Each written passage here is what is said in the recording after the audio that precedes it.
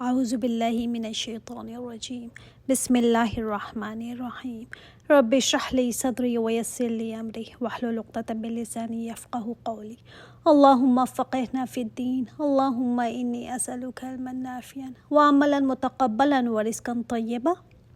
اعمال نامے کی میں آپ کو تھوڑی سی بات بتاتی ہوں کہ میدان حشر میں جب اعمال نامے لا کر پائل اپ کیے جائیں گے، اعمال ناموں کا ڈھیر لگا ہوگا، ایک کے اوپر ایک پائل اپ ہوں گے، اور یہ اعمال نامے اب کیسے ڈسٹریبیوٹ ہوں گے؟ ان کو ہوا میں اڑایا جائے گا، اور اللہ تعالیٰ کا حکم ہوگا کہ جس کا اعمال نامہ جو ہوگا وہ اسی کے ہاتھ میں لینڈ کرے گا، اور جیسا حکم ہوگا ویسے ہی اسی ہاتھ میں لینڈ کرے گا، کسی کے پاس کسی اور کا نہیں چلا جائے گا۔ آپ دیکھتے ہیں نا، جیسے وہ گریجویشن کے ہیڈس کو جب وہ اوپر اچھالتے ہیں ہوا میں، تو سوچیں اس دن اعمال نامے اچھالے جائیں گے ہوا میں، اور ہر ایک چاہ رہا ہوگا کہ میرے رائٹ ہینڈ میں آئے، مگر نہیں، اس کے چاہنے سے کچھ نہیں ہوگا، وہ اللہ کے حکم سے ہوگا کہ کس ہاتھ میں آ کر گرتا ہے انسان کے۔ فَأَمَّا مَنْ أُوتِيَ كِتَابَهُ بِيَمِينِهِ فَيَقُولُ هَاؤُمُ اقْرَءُوا كِتَابِيَهْ، وہ رہا جس کا اعمال نامہ دیا گیا اس کے دائیں ہاتھ میں، رائٹ ہینڈ میں اعمال نامہ جس کو دیا جانا کس چیز کی علامت ہے؟ کامیاب ہو گیا وہ۔ پہلے تو سارے لوگ بہت ڈرے ہوئے ہوں گے کہ کس ہاتھ میں مجھے ملے گا میرا اعمال نامہ، اپنے اعمال نامے کو دیکھ دیکھ کر خود ہی ڈر رہے ہوں گے، ہر ایک خوف زدہ ہوگا، بڑے بڑے اولیاء سبھی ڈر رہے ہوں گے۔ اس دن تو بڑے بڑے پیغمبر نفسی نفسی کر رہے ہوں گے، تو عام لوگوں کا پھر حال کیا ہوگا؟ اب جس کے ہاتھ میں اعمال نامہ آ گیا اور وہ کہے نا شکر ہے میری تو خلاصی ہوئی، شکر ہے کہ میرے دائیں ہاتھ میں آیا، اس کی حالت، اس کی خوشی کا اندازہ اس سے آپ لگائیں کہ جو وہ بولے گا، کیا بولے گا وہ؟ فَيَقُولُ، وہ کہے گا هَاؤمُ اقْرَءُوا كِتَابِيَهْ، جیسے ہم کہیں نا، یہ بچے خوشی کے مارے جیسے کہتے ہیں نا، یہ I did it۔ چھوٹی سی مثال یہ دنیا کی، جس کا کوئی کمپیریزن ہم اس دن سے کر ہی نہیں سکتے۔ ایک انسان حشر کا، اس سے پہلے قبر کا، اس سے پہلے موت کے مرحلے، اس سے پہلے دنیا میں پتہ نہیں کتنی پریشانیاں سہ کر، کتنے مرحلے کراس کر کے وہ یہاں تک پہنچا ہے۔ اب اس کو پتہ نہیں کہ میرے ساتھ ہونا کیا ہے۔ اللہ اکبر۔ صحابہ نا جو عشرہ مبشرہ، جن کو جنت کی خوشخبریاں دنیا میں دی گئی تھیں، کتنا ڈرتے تھے وہ اس دن کو لے کر۔ حضرت عائشہ رضی اللہ تعالیٰ عنہ کیسے رویا کرتی تھیں اس دن کے خوف سے۔ ان کے بھانجے ان کو تسلیہ دیا کرتے تھے کہ آپ تو وہ ہیں جن کا ذکر قرآن میں آیا ہے، اللہ تعالیٰ نے آپ کے حق میں برات اتاری ہے، آپ تو وہ ہیں کہ آپ کے بستر پر محمد صلی اللہ علیہ وسلم کو وحی آیا کرتی تھی، لیکن پھر بھی وہ اتنا رویا کرتی تھی کہ اوڑھنی ان کی آنسو سے بھیگ جایا کرتی تھی، کہتی مجھے یہ باتیں کہہ کر نہ بہلاؤ، اس خوف سے کہ کسی کو نہیں پتہ کہ اس دن میرے ساتھ ہونا کیا ہے۔ تو اب جن کے رائٹ ہینڈ میں اعمال نامہ دیا گیا، تو وہ ایسے ہیں جیسے مرتے کو ڈوبتے کو سہارا مل گیا ہو، ان کی خوشی کیا ہوگی؟ کہے گا ہاؤم اقرءوا کتابیہ، یہ پڑھو پڑھو میری کتاب پڑھو، دیکھو دیکھو میں پاس ہو گیا، میں کامیاب ہو گیا۔ اتنی زیادہ خوشی ہوگی ان کو کہ میری ساری زندگی کی محنت کام آئی آج۔ ایک روایت میں آتا ہے نا کہ ایک مومن کو اللہ تعالیٰ اپنے قریب بلا کر اپنا دامن رحمت ڈال دیں گے، اللہ تعالیٰ اس سے پوچھیں گے میرے بندے تو نے فلاں گناہ کیا تھا؟ وہ کہے گا ہاں اللہ میرے سے ہو گیا تھا۔ اللہ تعالیٰ پھر فرمائیں گے تو نے فلاں گناہ بھی کیا تھا؟ وہ کہے گا ہاں اللہ میرے سے ہو گیا تھا۔ یعنی اس کے پاس گناہ بھی ہیں، ایسا نہیں ہے کہ بالکل پاک صاف دنیا میں تھا، ظاہر ہے گناہ تو ہوں گے، انسان سے خطائی تو ہوتی ہے۔ اللہ تعالیٰ اس کے ایک ایک گناہ کے بارے میں سوال کریں گے، وہ اقرار کرتا جائے گا، سوچے گا اب میں نہیں بچ سکتا، اب کیا بنے گا میرا؟ آخر میں اللہ تعالیٰ اس سے فرمائیں گے اے میرے بندے، میں نے دنیا میں بھی تیرے گناہوں پر پردہ ڈالا تھا، آج بھی تیرے گناہوں پر پردہ ڈالتا ہوں۔ اتنا وہ خوش ہوگا، دیکھے گا اس کے سارے گناہوں کو اللہ تعالیٰ نے نیکیوں میں بدل دیے، اتنا خوش ہوگا وہ، اللہ تعالیٰ نے پردے میں اس سے سوال پوچھے نا، بغیر کسی کو بھی پتہ نہیں چلا کہ کیا ہو رہا ہے اندر۔ اللہ تعالیٰ کہے گا جا میں تمہیں جنت میں بھیجتا ہوں۔ جب وہ وہاں سے نکلے گا خوشی خوشی، تب کہے گا ہاؤم اقرءوا کتابیہ، لوگو دیکھو میری کتاب۔ وہی دکھا سکتا ہے نا جس کی کتاب اچھی ہو، کبھی خراب نمبر والے بھی اپنی کتاب دکھاتے ہیں۔ کیا ہم نے کبھی سوچا ہے کہ میں اپنی کتاب لوگوں کو دکھانے کے قابل ہوں گی اس دن، کہ لوگوں دیکھو دیکھو میں کیا کرتی تھی دنیا میں؟ آج تو شو آف نہیں کر سکتے کہ میں یہ کرتی ہوں، ہاں اس دن جب رزلٹ نکل آئے گا نا تب دکھانا لوگوں کو، خود کو ادھر کھڑا کر کے دیکھیں کہ کیا میں اس قابل ہوں گی کہ میں کہہ سکوں خوشی سے کہ دیکھو دیکھو لوگوں، دیکھو میری کتاب۔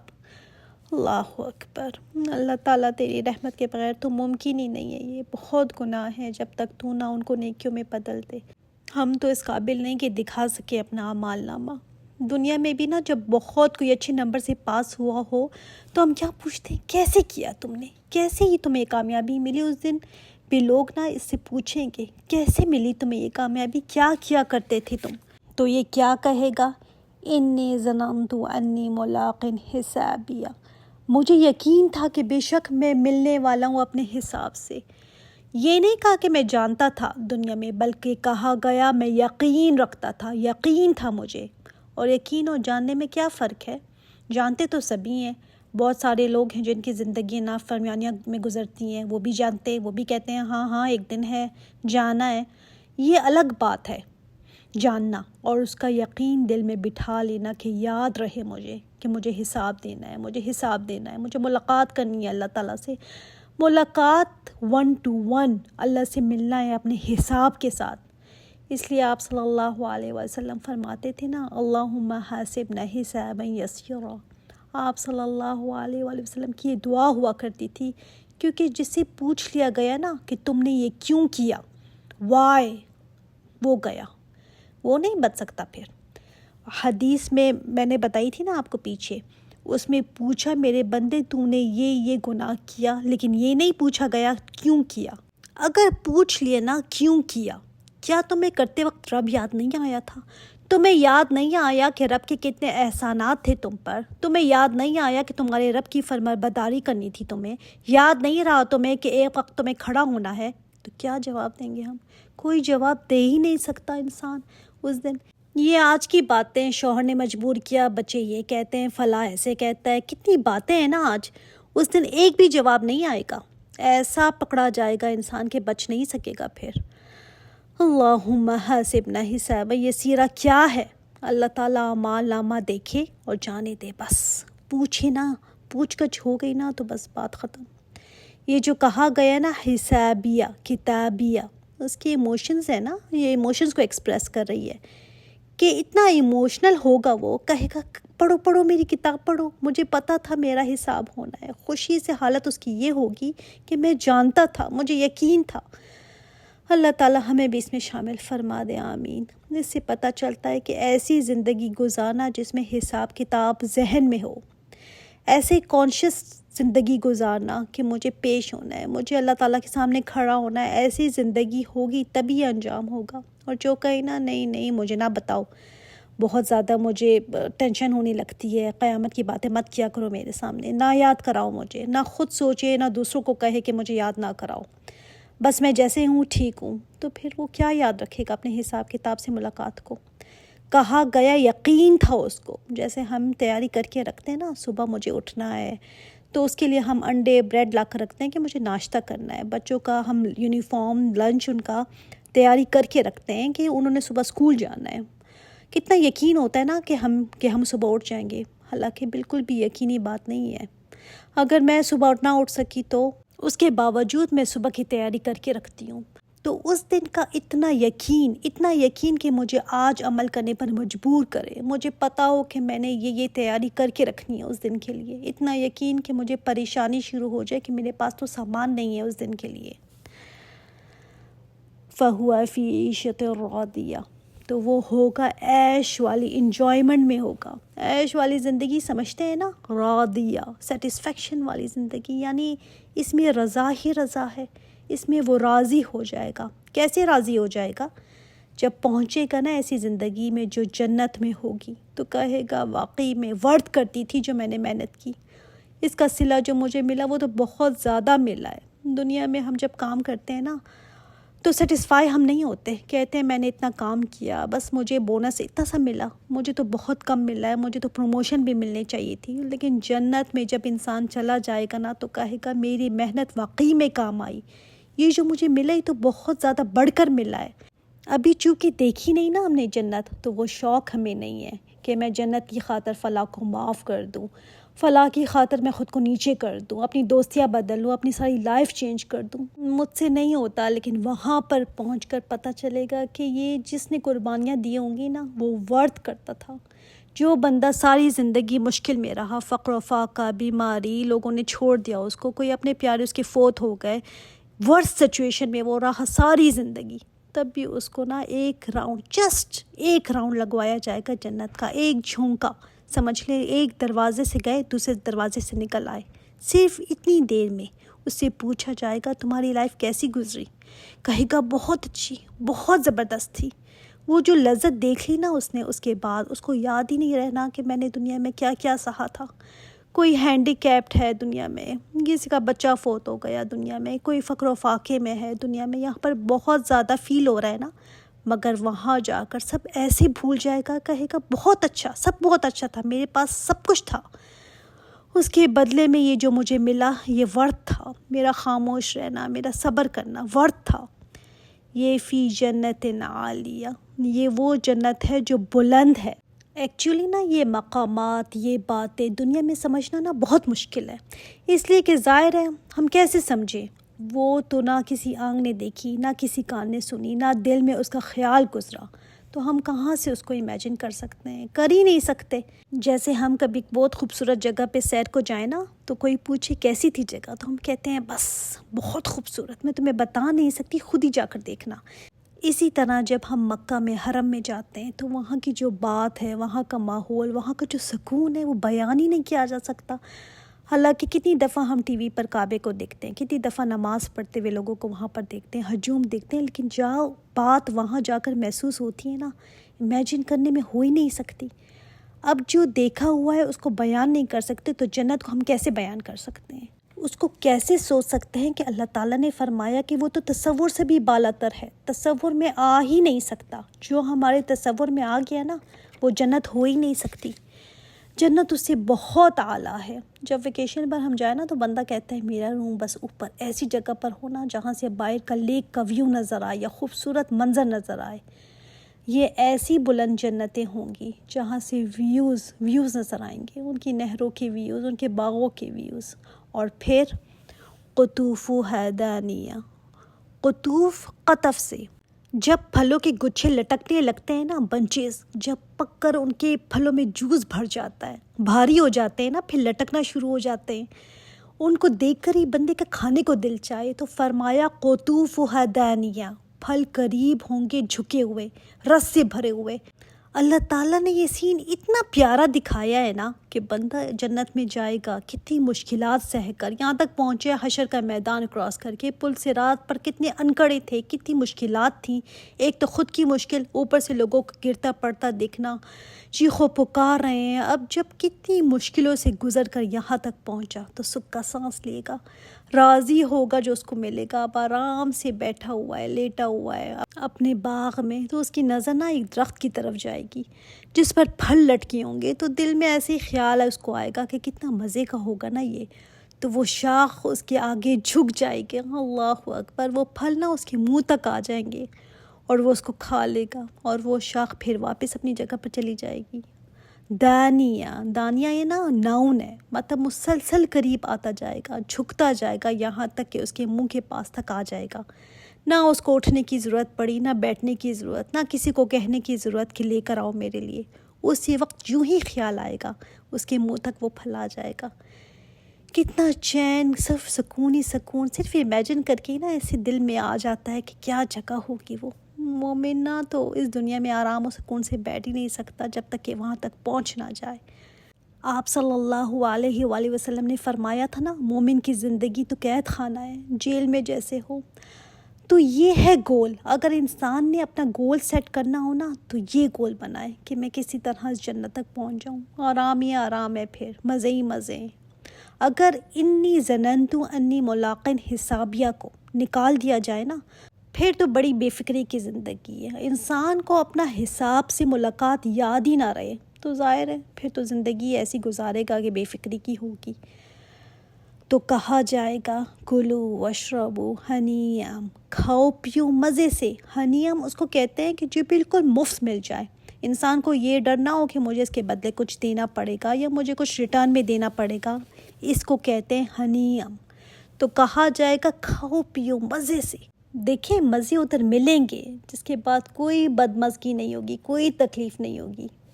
بما اسلفتم فی الایام الخالیہ. یہ چیزیں ہمیں بتاتی ہیں کہ کیسی زندگی اس کی تھی دنیا میں. کہا گیا جو کچھ تم کیا کرتے تھے گزشتہ دنوں میں، جو تم کرتے رہے نا، بما، اس کے بدلے میں کھاؤ پیو. جو پاس ڈیز میں تم نے کیا نا، جو مشکلات، جو تکلیفیں تم نے اٹھائیں، اللہ تعالیٰ کے لیے اپنے آپ کو باندھ کر رکھا، تم نے اپنی خواہشات کی قربانی دی، اللہ تعالیٰ نے کیسے ریپلیس کر دیا، فکر کی بات ہی نہیں ہے. جو تم نے جان ماری تھی نا، اپنے آپ کو لگایا تھا اس کے راستے میں، جو تم کیا کرتے تھے، اس وجہ سے تمہیں آج مل رہا ہے یہ. اس کا مطلب کچھ کرتا ہی تھا نا دنیا میں، ایسے تو نہیں تھا کہ مزے کر کے خواہشات کر کے ایسے ہی آ گیا ہو.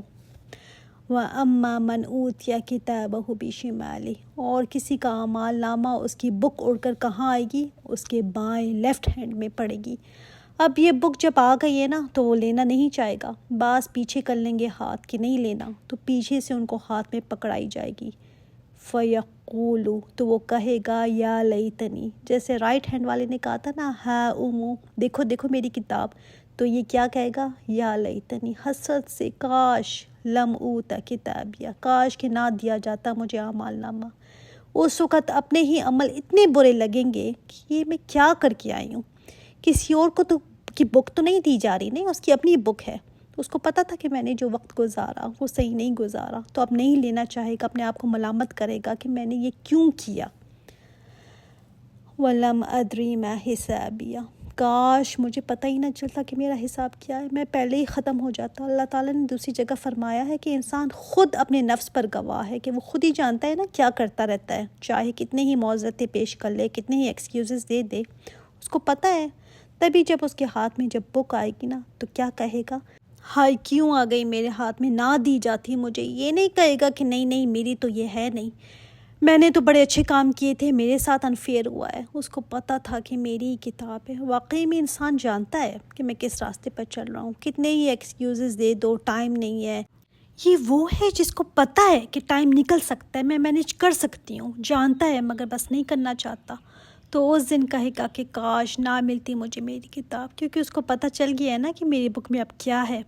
اپنے اوپر غصہ بھی ہوگا، حسرت بھی ہوگی، مزری بھی ہوگی، شرمندگی بھی ہوگی.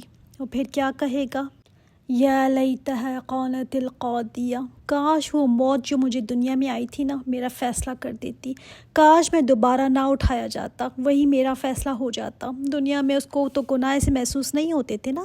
حدیث میں ہے کہ منافق کو اپنے گناہ ایسے نظر آتے ہیں جیسے ناک میں بیٹھی ہوئی مکھی، ایسے کر کے اڑا دیتا ہے، اس کو کوئی پریشانی نہیں ہوتی کہ کون سی بڑی بات ہے. دنیا میں انسان کتنے ہی گناہوں پر ریلیکس ہوتا ہے نا، اس کے کچھ نہیں سمجھتا، کوئی اتنی بڑی بات نہیں سمجھتا. لیکن اس دن کہے گا کاش یہ موت جو میں دنیا میں مجھے آئی تھی میرا فیصلہ کر دیتی، بس اسی میں ختم ہو جاتا، دوبارہ نہ اٹھایا جاتا. ما اغنی عنی مالیہ. کہے گا مجھے میرا مال کام نہ آیا. دنیا میں مال انسان کس لیے جمع کرتا ہے؟ اس لیے نا کسی وقت مشکل ہو تو میرا مال مجھے کام آئے. چاہتا ہے کہ اس مال سے میں اپنی ضروریات، اپنی خواہشات پوری کروں، مال ہی میں سے اپنی خوشیاں پوری کروں. لیکن یہاں پر آ کر اس کا مال کام نہیں آئے گا. البتہ اس کو کہا جائے گا کہ اگر ہم تمہیں اتنا مال اور دے دیں، اتنا کہ پوری دنیا بھر کر سونا تمہیں دے دیں، تو کیا تم اس مال کو دے کر اپنے آپ کو چھڑانا چاہو گے؟ کہے گا ہاں ہاں، وہ بھی دینے کو تیار ہو جائے گا. لیکن اول تو مال ہوگا نہیں ادھر، اور ہوتا بھی تو نہ لیا جاتا. اس مال کا کیا فائدہ جو اتنا سیو کر کے اس نے رکھا ہوا تھا کہ میرے کام آئے گا. کچھ تو لوگ نا اتنے بوڑھے ہو جاتے ہیں، بالکل قبر میں پاؤں لٹکے ہوئے ہوتے ہیں، لیکن مال نہیں خرچ کرتے، جمع کر کر کے رکھتے رہتے ہیں کہ پتہ نہیں کل کام آ جائے، کل کام آ جائے.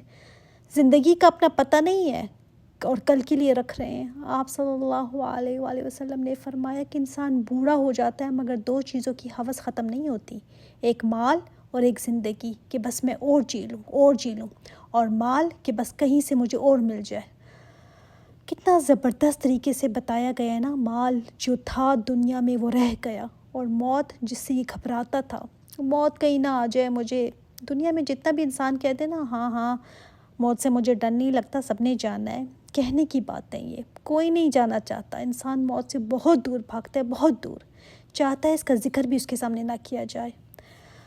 ہم دوسری صورت میں انشاءاللہ تعالیٰ پڑھیں گے کہ جب موت کے فرشتے پہنچ جائیں گے نا تو یہ کہے گا اللہ تو نے مجھے مہلت کیوں نہیں دی، میں صدقہ کر لیتا، میں نیک عمل کر لیتا۔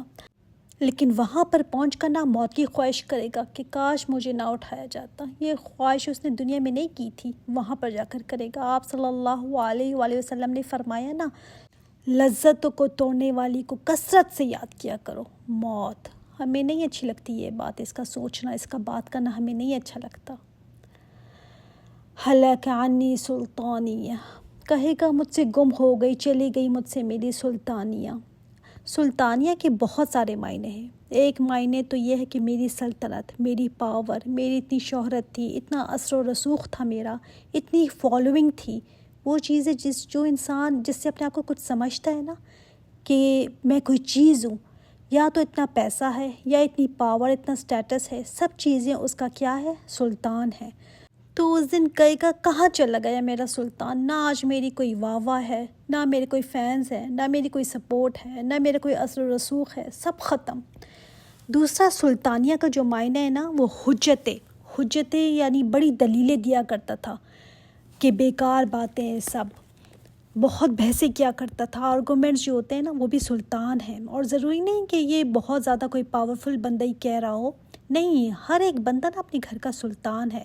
جس کسی کی پاور تھی نا، چاہے اپنے گھر پر تھی، چاہے کسی میڈیا پر، چاہے فیملی میں تھی، جو اتھارٹی والا سمجھا جاتا تھا، جس کی ایک فالوئنگ تھی، لیکن آج کیا حال ہو گیا کہ کچھ بھی نہیں ہاتھ میں۔ یہاں پر نا اصل میں اس کو بندہ نہیں سمجھ سکتا، انسان کو ہوتا ہے کہ میرے پاس مال ہے، میرے اتنے کانٹیکٹس ہیں، میں ابھی اس کو آواز دوں تو وہ ابھی آ جائیں گے میرے پاس دوڑے دوڑے۔ یہ چیزیں نا انسان کے ذہن میں ہوتی ہیں جس کو نکال نہیں پاتا ذہن سے۔ لیکن جب یہ چیزیں ادھر چلی جائیں گی، جب یہ فیلنگ آئے گی نا کہ میں تو بالکل اکیلا ہو گیا ہوں، بالکل اکیلا، کوئی بھی نہیں ہے میرے ساتھ،